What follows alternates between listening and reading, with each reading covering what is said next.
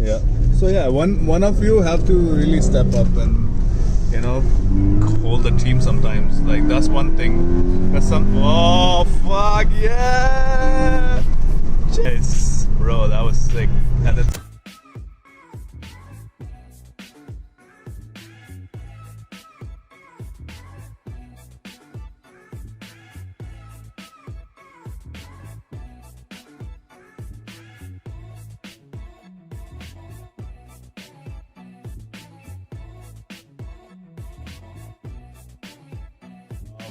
Jeffrey and I used to work at the King Edward Hotel like a few years back, and that's about it. I'm gonna talk more about how how the industry is, how he did in school, what he did, how he managed to buy a sports car when he make here, how he can spend it, how you can save it, all that stuff. So we'll talk more about that when I get there.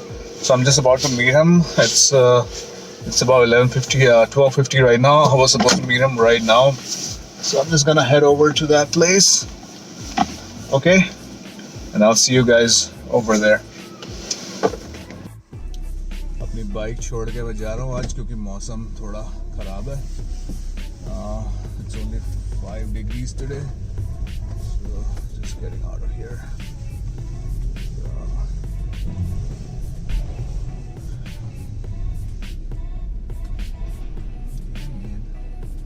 Cool job, Simpson. That's it.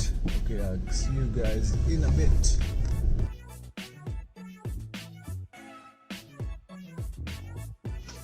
So yeah, today's vlog is all about how to really invest your money and how to go about in the industry, how to place yourself in a place where people are gonna value you, and the amount of hard work that we do in the industry. I'm only talking about kitchen right now because I'm meeting up with a guy who is a second year apprentice in kitchen. Second year, I think he's in third year maybe. So we'll talk about more of his experience because एक बारी की बात है and somebody told me हम लोग college में like किसी का रैगिंग चल रही थी or something was going on. So एक सिक्योरिटी गार्ड ने हमको एक बात बोली थी, बहुत सही बात कि ना कि आप लोग इसकी रैगिंग कर रहे हो बट रिमेंबर जब आपकी रैगिंग होती तो you were like so sad कि आपकी रैगिंग हो रही है. Now you are the ones who are ragging other people, so you always forget your time, how bad it was, or maybe you enjoyed it. But I have been in the industry for a long, so I'm at a stage where I probably don't remember all the struggles and I probably don't remember everything that was bad. So he is the one who can really give you the insight for somebody who is a beginner in the industry. So he might be able to, show some light on certain issues and things that he didn't like about, work and things he loves about work. Honestly, I was talking to him the other day and he's like, I miss going to work. So, all right, guys, see ya over there.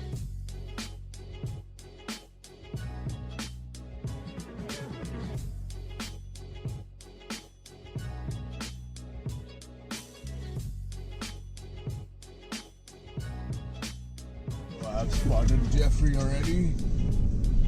I see his car already parked in there. I'm gonna take you right to his car.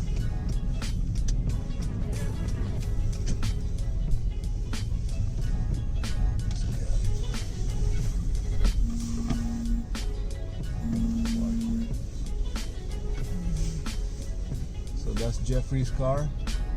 It's a Subaru BRZ. I'm gonna do a video of that.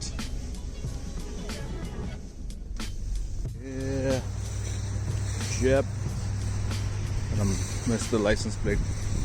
It's a nice car, man.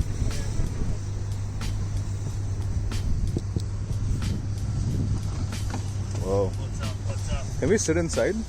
Huh? We can sit inside, right? Yeah. Say hi. Oh shit, nice mask. So this is a 2-liter engine Subaru BRZ, a beginner level sports car, and it's great for commuting in downtown, and it's not great for passengers. But like, if you had a dream about, owning a sports car, this could be the entry level, and it looks so sick. And it sounds amazing, especially with the aftermarket exhaust. But I think he just put it back to stock. So yeah, that's a sports car, and then I'm gonna talk to Jeffrey about his experiences about the hotel industry.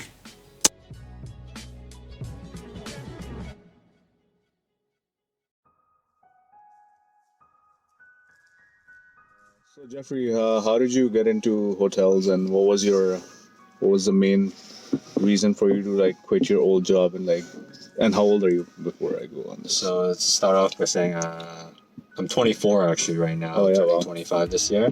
Nice. You know what? Getting into hotels is actually by accident.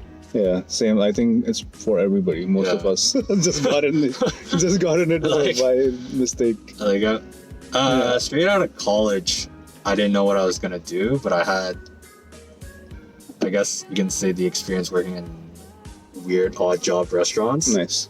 And then I remember leaving that restaurant and wanting to just go to culinary school, right? Like everybody else, thinking that was the best option for me. But at that moment, I was lucky enough, I had a referral to Oh, work at who was your referral? the King Edward Hotel. There was actually like a mutual friend who connected the Chefs? chefs with me, and then, Okay, nice. I kind of did my application. I got in. So actually, Jeffrey started as our cafeteria attendant, and since one of the top chefs in Canada at the moment, his name is Jason. What's his Jason Banginter. name? Jason Banginter. He is one of the top chefs in Canada right now, and he used to work as a cafeteria attendant at some point in King Edward, but like he moved up, did his apprenticeship and everything. So I think Jeffrey is on the same path as him, similar. So hopefully he'll make it as a top chef of Canada one day. Hopefully. Just a little bit of backstory, you know what? Jason Banginter used to be the apprentice of Chef John Higgins. Oh wow. And John Higgins is He's the king of the chefs. he's the king of the chefs Yeah. in So, Canada. and he Shit. is the John Higgins is the director of culinary for George Brown. So he's the main boss for everything that happens in George Brown in terms of culinary. So, and he used to run King Edward Hotel for the longest time, and because of him, King Edward has such a big reputation in Toronto, and it's one of the oldest hotels you can work in, and it's amazing to work there. So I worked there for 4 years, I think. It's like 115 years. For 100, more than 115. It was 114 when I joined. Really? Oh, So it's probably 119, 20 years old now. It was one of the first hotels of Canada, one of the first luxury, and it was actually made for King Edward, obviously by the name. And I think Air France was one of the crew that used to stay there long when it was Le Meridien. And then later on, it was bought out by a lot of people, and then it's finally is with Omni at the moment, which is a American hotel chain. Okay, so Jeffrey, as I show you, like he owns this nice BRZ. So tell me how, how as a student, because a lot of my audience is in India right now, and they don't get pocket money or they don't have options to work when they're teenagers. So what was your journey to save up for this car, and how you saved up money? And did you invest, or did you just save the money from your part-time job, or did you get money from your parents? What was the whole strategy for you to get a sports car at such a young age? So this is like a two-part story. I maybe just start off by saying have a goal and have a set time frame of doing it. I had this goal in mind since high school when this specific platform came out. Nice. I wasn't really fully committed at the time, but here and there, a couple years go by and you just think, what if, right? And then I think that's the same. I bought the Ducati. I was like, exactly, you're like, what if you have the finances? Is it gonna be something you can live with in the long run? And yes, to be honest, I could live with it. Yeah. And the second part, which kind of drove me over the edge to buy it, is one night I was working at the hotel. I just clocked out, changed everything, and guess what? Guess what? What? A VIP guest lost his Rolex Oh shit. in dirty linen. So Oh, I fuck. had to I went by, Oh fuck. as a team player at a hotel, you got, give Even your though hand, right? it's not his job to go and look for his watch. Yeah, So he's won like a bunch of awards in the hotel also. So he's a really good worker. So at that moment, myself and two guest service managers, I'll leave their names out because it's not really important, but we were all searching. And keep in mind, this is wet, dirty linen. Wow. So Yeah. even though for someone who partially works out or is physically active, you had to be careful in mind. And at that moment, when I was picking up dirty laundry, I buckled my back, Oh shit. and then that kind of resulted in severe back pains. That night, I went to go get some mediation from a therapist, right? And the next day, I couldn't walk. Oh shit. I lost all feeling in my lower torso. And you were like, this is the end of my life. And like that morning, my life like flashed before my eyes. Oh, Like, fuck. holy crap. I tried to call in sick. Elaine didn't let me. I'll edit that part. She watches this, you're fucked. And then? Yeah, so literally, I called in sick, didn't work. I went to work with no feeling in my lower legs, and Nice. I couldn't walk, right? And Damn. literally, I got feeling in my legs a week later. Oh shit. So And you were that- off for the whole week? No, you were I went to working. work. I went to work. So this every is day. how challenging this industry I is. went to work every day Yep. with no feeling. Yeah, in my legs, I've done man. that. Holy I've crap! done that. It's crazy. Yeah. So yeah, and then you finally bought the car. Yeah, after I that? was How old were you at that time? 21 at the time. 21. So this car cost about how much? How much money is this? After taxes, I'd say 35,000 Canadian. 35,000 Canadian. And he bought it full cash. Like he didn't go for a loan or anything. So I know a lot of people like, yeah, it's a BRZ, we can buy. But he bought it for cash, like cash down, no EMI, no bullshit. So he had saved up that much money at the age of 21, which is I think $35,000 is in Indian rupees is It's times like 8, right? yeah, it's times 50. $1 is a 55. It's 55. So just do the math. 35,000 Canadian times 55. That's the amount of rupees he had saved up by the time he was 21. 160,000 rupees. But given the fact that a lot of Canadian students Canadians are actually allowed to work once they're 16, some even start earlier. So he was working since 16, right? Yeah. So he was Actually- working and saving since he was 16. So even, I feel like we should also do that. I don't know why in India we spend, like right now we have so many avenues where we can work and we can earn money, but we just choose not to. And I think our parents and the society plays a big part in it because they think like all these server jobs and all these bullshit jobs, they're not really, they're not good jobs. So people kind of look down upon those jobs, and people end up, instead of like you could have been making money, but you're just going around fucking around and doing drugs and like smoking weed and drinking and smoking and shit like that. So that's what I did when I was in high school and in college. I could have made so much money, but I chose because of this whole society, like the way it has been set up for us. So anyways, I'm gonna get on to the next question. Yeah. Which is no, I can't remember it. So it's let's talk about like what is, because I have been at a position for a long time, right? So I kind of forgot my struggles. I was a beginner like 12, 13 years back, 14 years back. So I kind of forgot where I'm coming from almost. So let's talk about what are the negatives of the industry. What do you hate most about your job as a cook? The negatives. I'd say overall as a whole, if you're getting into the hospitality industry, but it's not as, let's say if you compare it to someone who's white collared. Yeah. If you compare us to white collar, they have it a bit easier in terms of commitment. But if you're joining hospitality to have fun, I think you're Not gonna happen. you're not gonna have fun. You're not gonna have fun. The commitment means you have to be focusing long term, really long term. Yeah. So let's say if you The money will come later on. join at the age of 16, you're gonna get your ass kicked until 26, Yeah. At least, yeah. at least 26. Yeah. Like for me, Unless you're like a prodigy or like Oh, yeah. you're really good at something. Like some people got And it's about how you play. That's one thing I tell all the cooks now, since I've experienced this myself. The way you place yourself, like if you're gonna work at like Tim Hortons or McDonald's or like any small restaurant, they don't give a fuck about you. They don't care about how you're gonna progress. So it's more about where you place yourself, with what kind of boss you have, and if they're interested in your development and like how how you have planned your career path.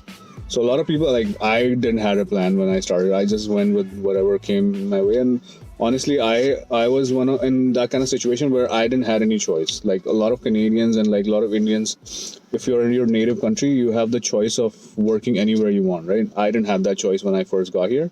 So now I do. So that's why I kept moving if I didn't like the place, or if I see there was nothing for me, like my boss was not really looking out for me in long term. So I just quit. So that's one negative. What are the other negatives, if you can think of anything else, as a beginner? Oh yeah, I'd say you can put it as like a devil's temptation, like the dark side of the industry. I was like, there's a lot of Yeah. there's gonna be a lot of things that kind of drive you insane. Like what in terms of work-life balance? What do you Life think? balance. In the beginning, it's not so bad, but when you want to Yeah. get higher in the industry, when you're not content with what you have and your Mhm. drive is more than, let's say, your peers, Mhm. it kind of gets very shallow and dark. You know what Yeah. I mean, it's like they don't want to give 100%, Yeah. but you're giving 150% every day, right? Mhm. True. That's one thing. That's in the workforce, but when you get outside, right?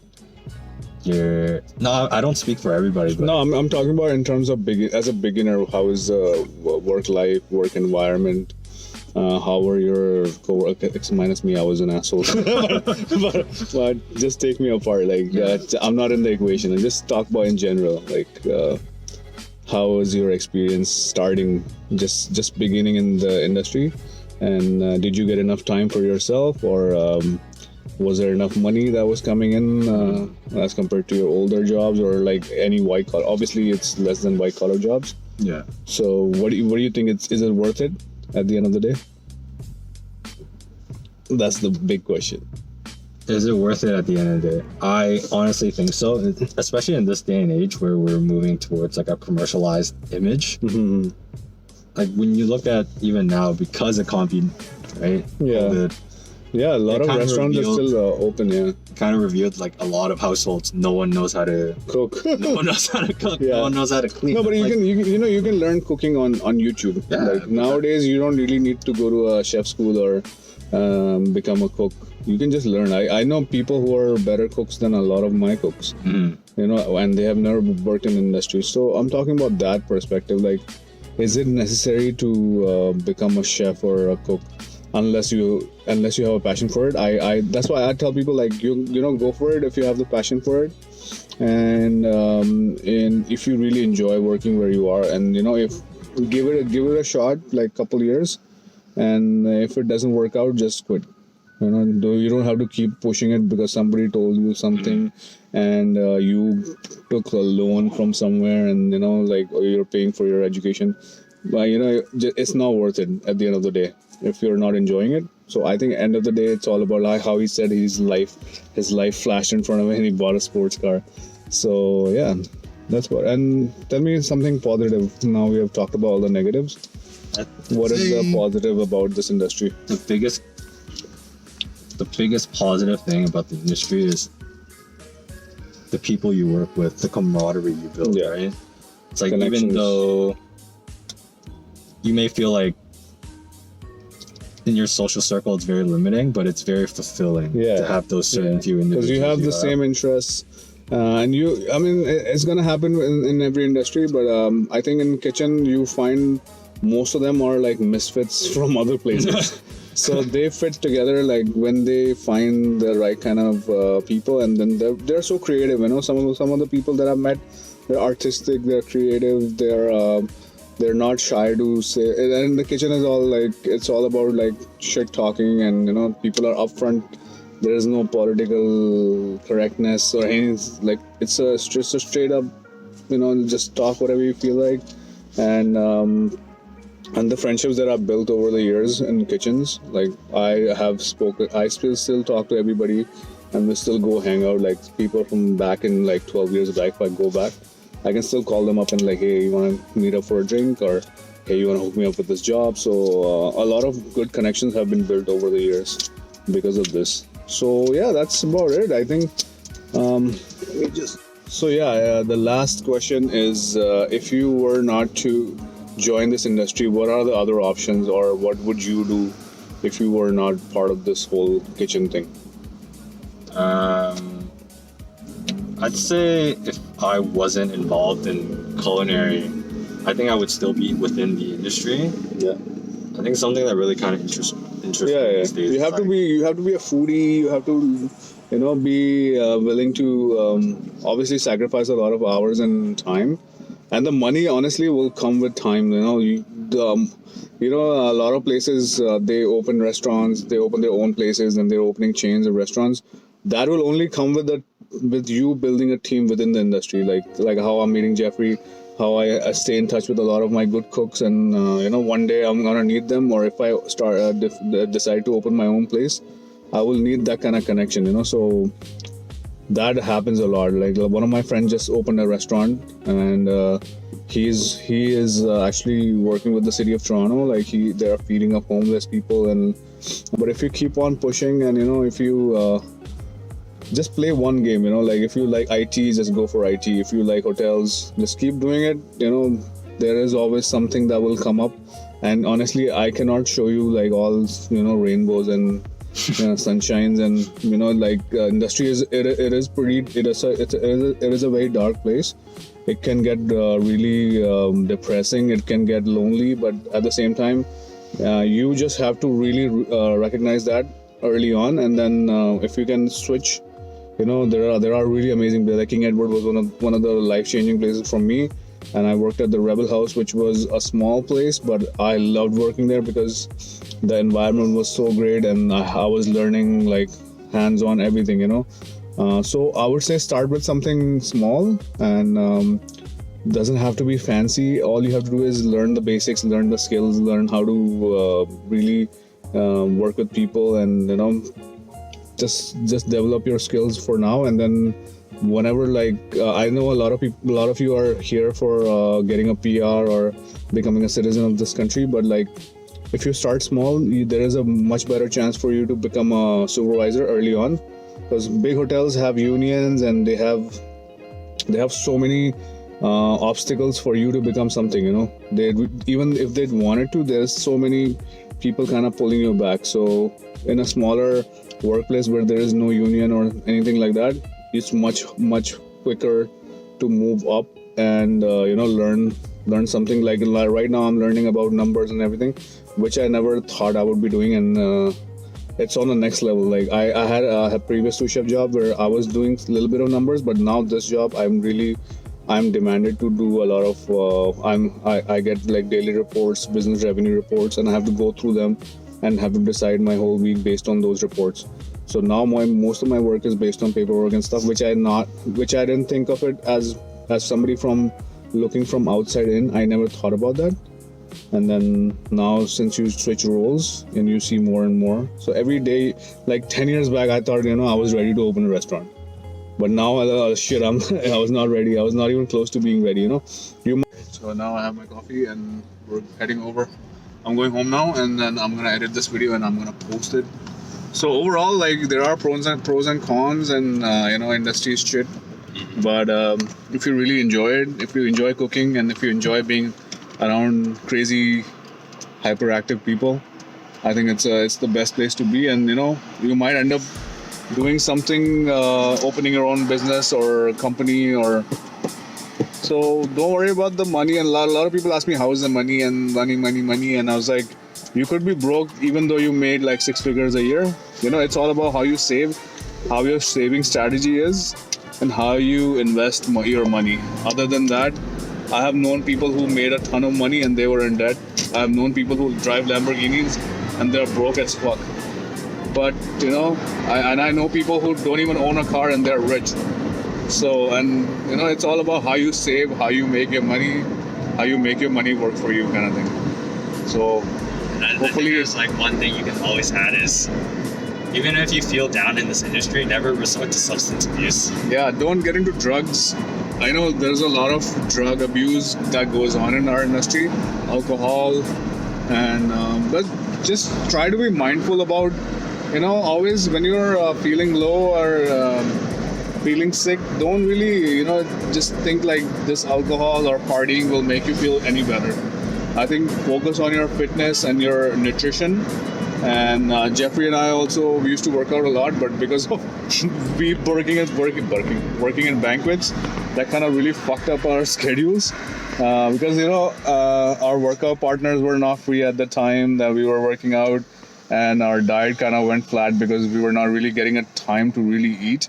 So that is something you have to keep in mind when you're working in hotels or any such industries, that you have to really be careful about. Even though he's 24 years old, but if he let himself go, like he'll be out of shape like in no time. So, or same with me. So it doesn't matter how old or young you are. If you don't take care of your body or don't take care of your mental health, you're gonna suffer a lot. And that's all I can on both of us, because he's 24 and I'm 34, so 10-year difference.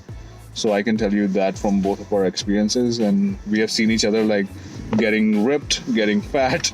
At our worst and at our best, actually. Yeah, we have seen each other personally, working out fully, like committed, and then losing all the motivation.